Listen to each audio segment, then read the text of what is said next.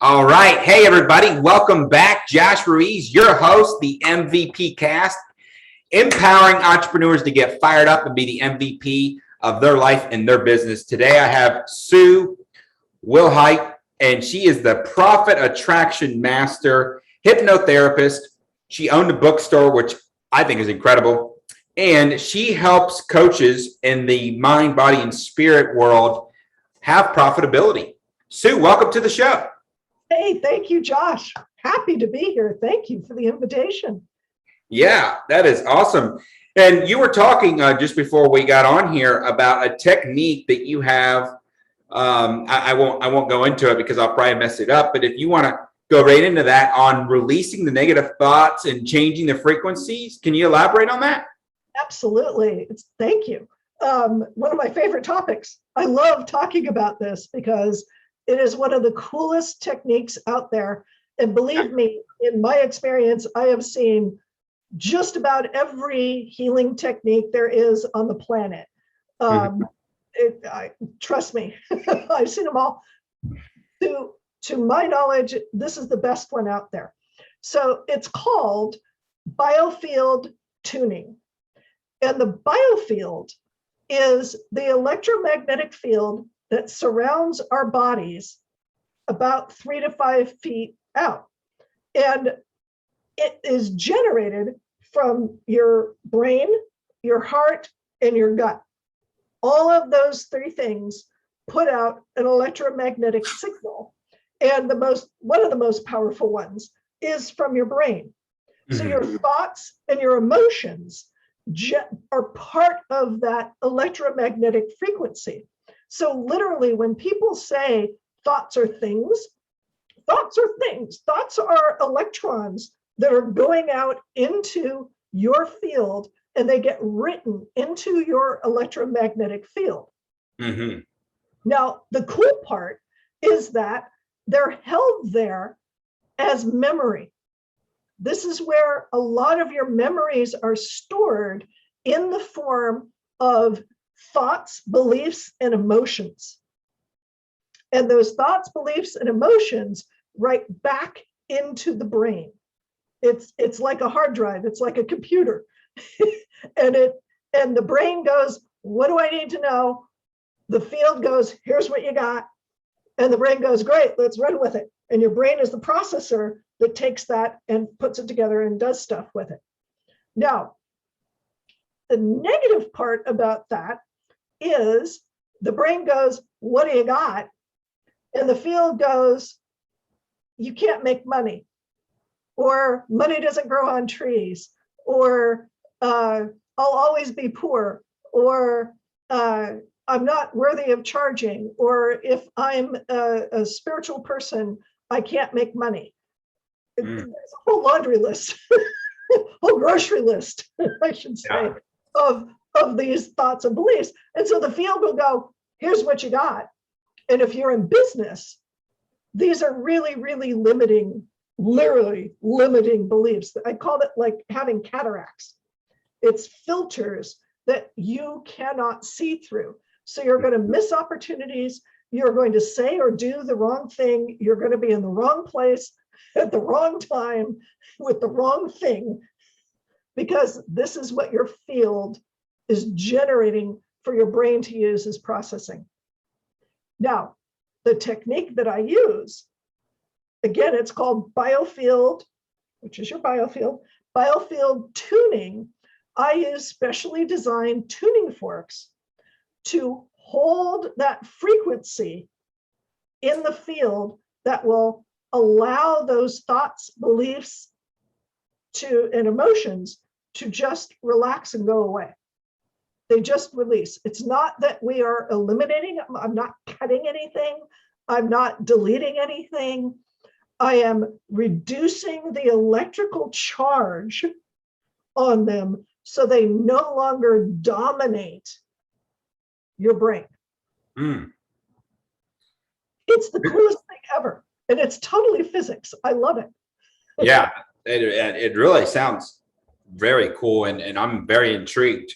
What I wanted to ask you on that, is that part of does that have any correlation or connection to the differentiation between the conscious mind and subconscious? Exactly. Because it's your field is kind of your subconscious mind. It's where all of that lives. That's your foundation, the underpinnings of what it is that you think and do and feel and react. So this is where it all lives. And then your brain uses that information to process. Right. I got you. Yeah. I had somebody else on the podcast a few episodes back. He's a kind of a mindset coach, and he had given 3 variants, and he said that there's 3 kind of methodologies that people use, right? When they're in business. And one of them is to be through you, right? Like something goes through you. So you're not capturing it. It just passes you by, right? Something that goes by you where you're the force pushing it, right? And then the third one, which he said, that's where you want to be. Most people are in the pushing stage where they're just pushing, they're making stuff happen, right? They're forcing it. The third stage is the allow stage, right? Yes. And that's what you and I were talking before, was allowing things to flow, right? Money is a form of energy, allowing it to flow, right? You don't have to hoard it. You don't have to capture it. You just allow it to flow. It's going to bless you in the way that you should be blessed, and it's going to flow back out, and it's just going to continue, right? Yes, exactly. Unless you've got stuff in the way that's, like you said, you're pushing it, and a lot of times people are pushing it away, right? Yeah. I get people all the time who say, oh, well, I should be giving my healing work away. I should be giving my coaching away because so many people need it. I should be giving it away. Well, no, because the more that you give away, the less you have. Uh-huh. And you can't keep giving away. It's like emptying a cup, right?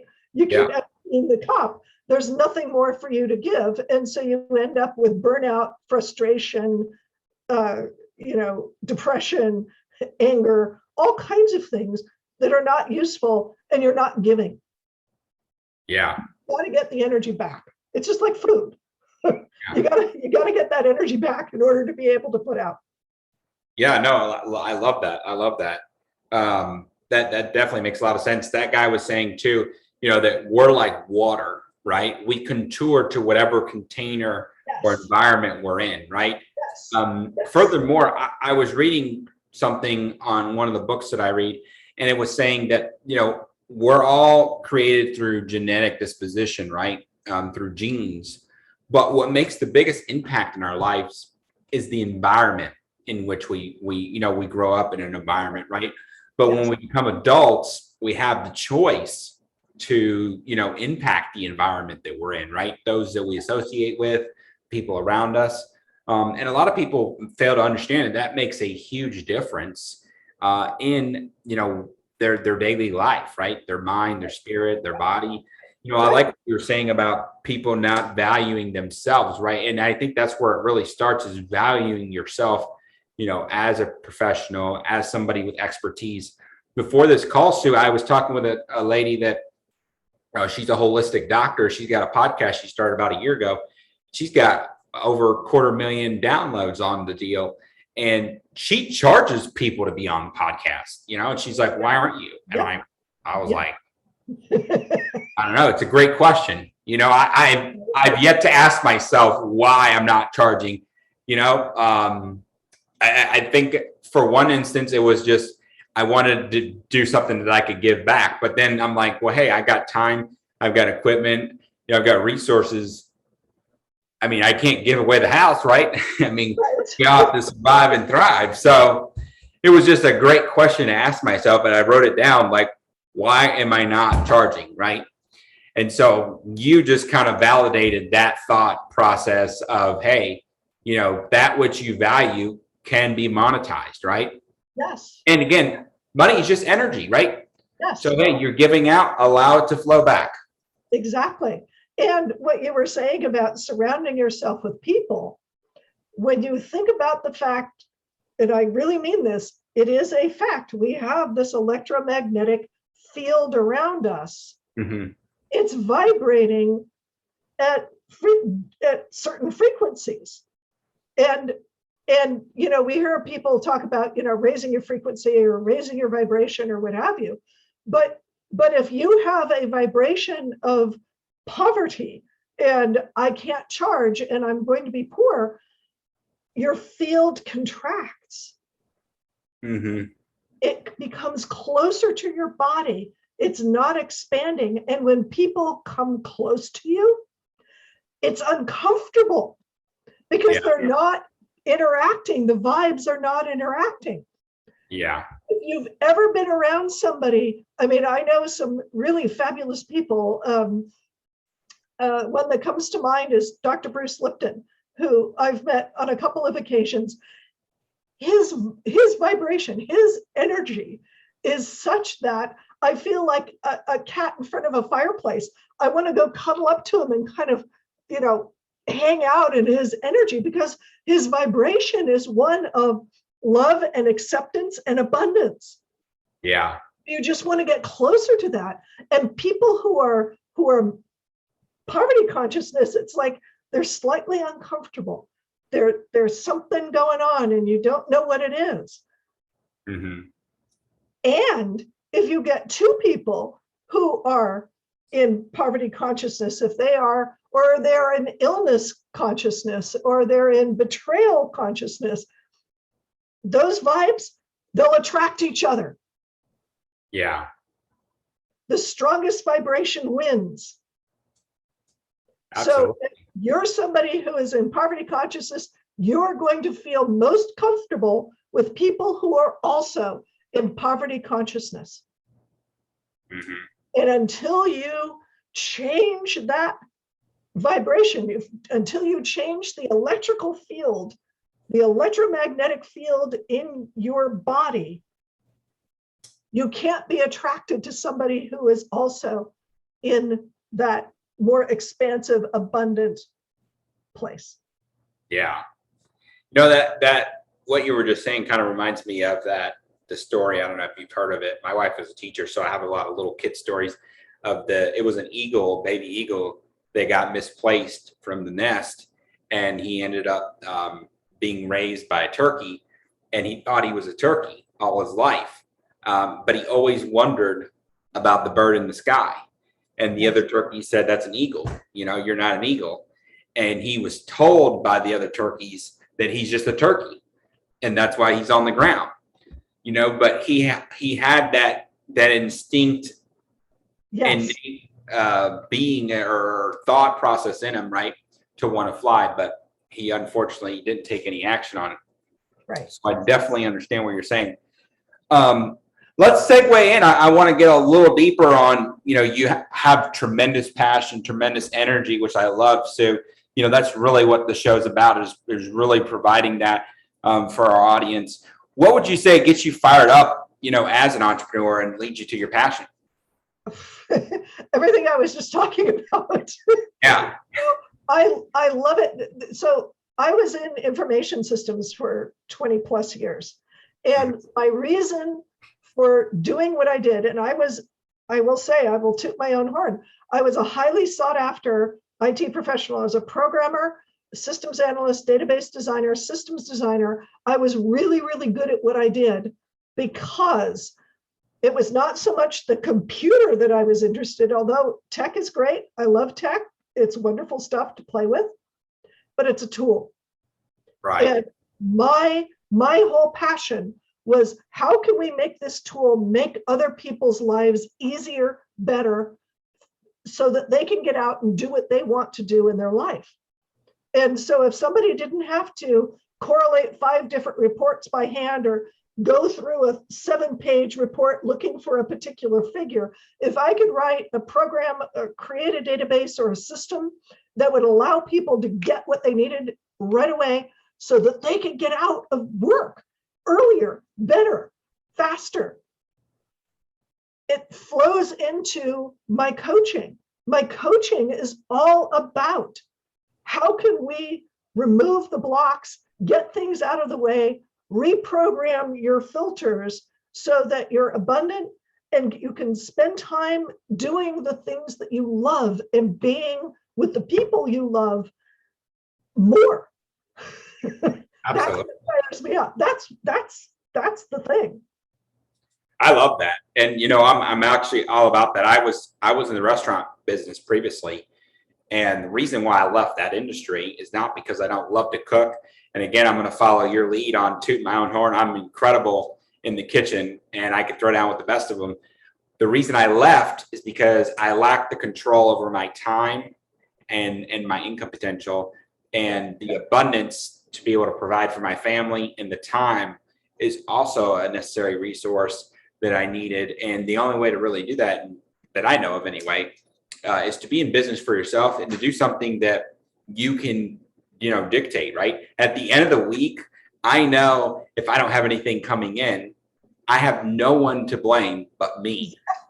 And I like being able to accept responsibility and take responsibility for my actions and knowing that, hey, it's on me. And, not everybody likes that kind of pressure.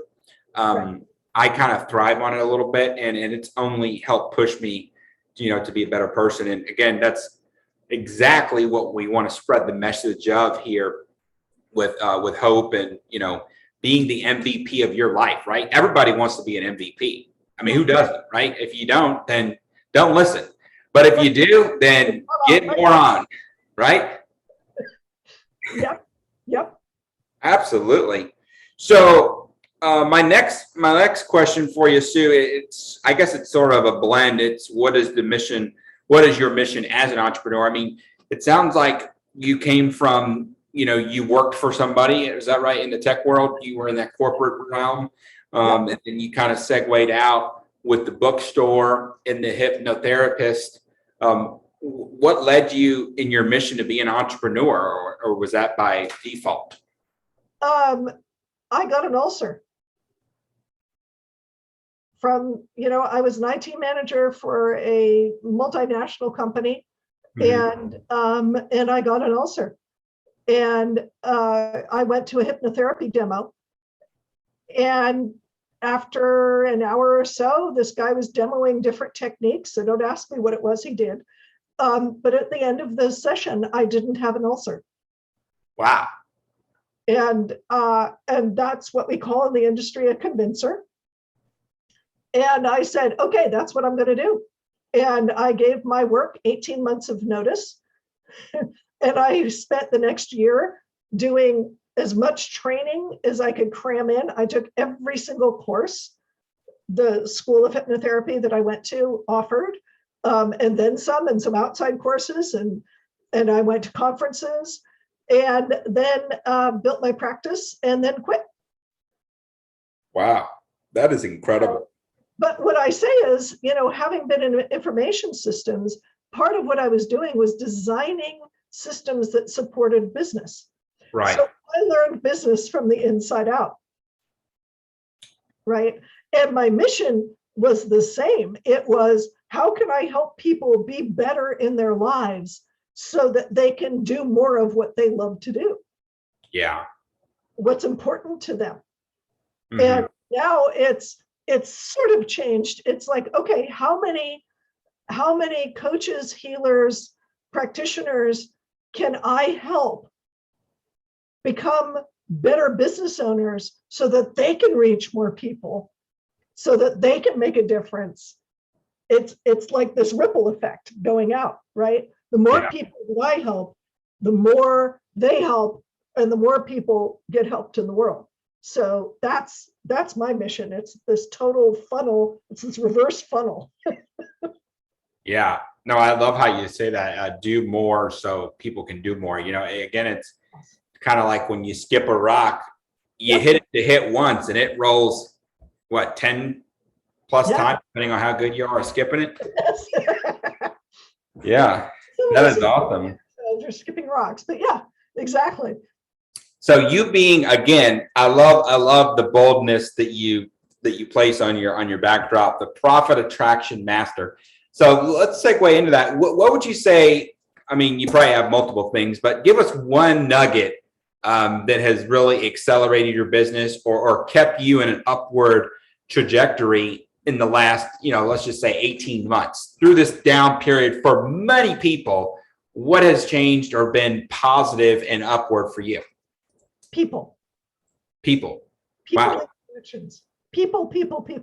So let me back up for a second. So there's a myth that entrepreneurs need to do it all by themselves. No, right? That's false, right? Right? Totally false. Yeah. Please, if you're an entrepreneur, get over it. Get over the fact that you need people. Yeah. Because in any transaction, who's paying for it? People. Right? Yeah. So at the very least, you need customers. Yeah. At the very least, you need customers. At the next level, you need supporters. You need allies. You need folks who will support you, believe in you, and work with you in your business. And so that's, when I first started, I belonged to like 6 chambers of commerce and 2 networking groups. And, as people, the more connections that I could make in the business community, the better. Right. And to back that up even farther, then you need coaches who will specifically work with you and help you with whatever it is that you're struggling with, because struggle is not natural. Don't do it. Get help from somebody who's been there, done that, and can clear things out of the way. So that's why I call myself a profit attraction master, because what I do in my coaching program is not only am I going to help you with the practical stuff of, how much are you charging? How much do you value yourself? What are you doing to attract business to you? But I'm also using the BioField tuning to get the blocks out of your way, remove the cataracts, free yourself from all of those missed opportunities that you will now suddenly be able to see and attract to yourself. That is awesome.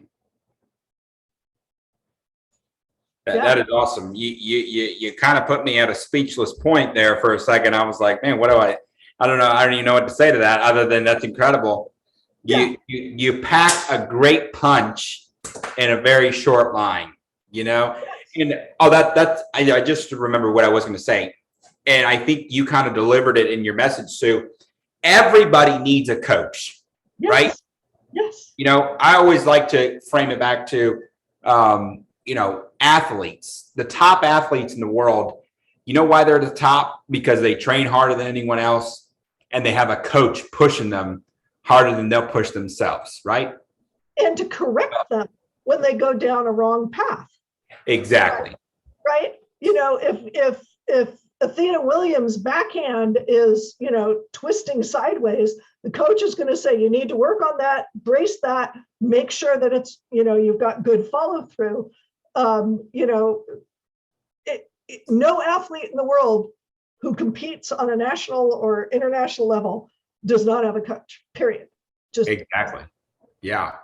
And I think in the business world, it's no different. It's no different, right? I mean, an athlete is a skill set in a physical force, right? Or, I mean, I don't know, you may say, some people argue that racing isn't a physical sport. I mean, you do have to be pretty fit to endure, what those drivers go through. But on a general scale, to be an athlete is to be an athletic ability, right? But in business, it's a mental ability, right? Yes, absolutely. I would say it's what's between the ears. It's mental and emotional. Mental and emotional. You must have passion. This is the other thing that a lot of entrepreneurs think, well, I'm just going to be in my mind. Well, you know what? Customers don't buy from logic. This has been proven over and over and over and over and over again. They think they are. You can address the logic, but they're not buying from logic. They're buying from emotion. Yeah. So you cannot connect with them on an emotional level, you're hosed. I hate to say it, you've lost. completely. Yeah. No, and I like the fact that you brought that up. So I was just saying that earlier today. When we are all formed as embryos or fetuses, however the terminology goes, the heart Yes. is developed before the brain, right? Absolutely. So when I think about that, I'm like, lead with your heart, Yes. right? Yes. When you lead with your heart, it transfers that energy of positive, genuine care, right? And that's all people really want. They just want to know that you genuinely care and you're there to help them, right? I mean, we all know that we have a reciprocating receiving of something, but at the end of the day, you give to receive, right? The tide goes out, it comes in. It goes out, it comes in. It goes out, it comes in. And the ocean is always there. Yep. Always. Circle of revelation, right? Yes. Like year over year over year over year, the seasons change. They get cold, they get hot, they get fall, they get spring, right? Did I say that in order? Yeah, mostly. Good thing I'm not a weatherman. Although if I was, I could always be wrong and it'd be okay, right? Right. That is awesome. Well, you are fantastic, Sue. I do appreciate you being on here. And for those of you that are wondering, Sue has this incredible backdrop, but she also has a little QR code in the top, if you didn't notice. And I believe she said it was QR Monkey. I'll get the specifics for her so I can put it in the description. But if you all don't have that on your backdrop, man, you're missing out. Okay. Yeah. So get on the wavelength with Sue and get a QR code on your backdrop. Don't be like me and have it blank. Okay. Sue, what final thoughts do you want to share? Well, I want to do a little ask. I have let's see if I can get it right. There we go. An award-winning podcast called The Sweet Sound of Success, The Hero's Journey for the Entrepreneur's Soul. You can look for it under Positively Success. And I'd love subscribers. I'm looking for the magic 100 to be able to name my YouTube link so that it's not an alphabet soup. So there you go. Let's make that happen. And do the people do that through your QR code? They can find it or what? And there, yeah, it's on my digital business card. When you scan the QR code, you get my digital business card. That is awesome. So here, let me be the first to do that for you. Wow, look at that. SueToGo.com. I love it. So there you go. So check it out. I'll put her site in the description too. It is SueToGo.com, and 2 is the number 2, not spelled out. SueToGo.com. Awesome. So go check out Sue's podcast. Is that your podcast? That is my podcast. No, SueToGo.com is my digital business card. The podcast is called The Sweet Sound of Success, The Hero's Journey for the Entrepreneur's Soul. Oh, okay. But that I'm saying that is your podcast, right? That is my podcast. Yes.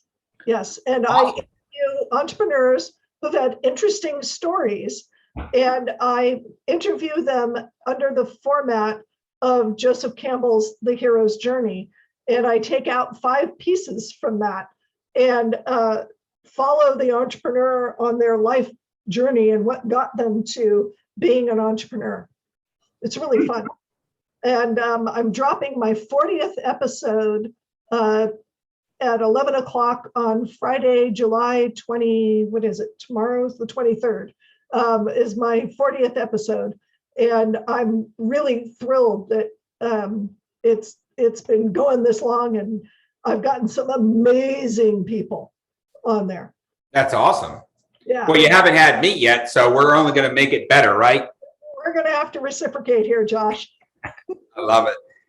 Thank you, Sue. You're awesome.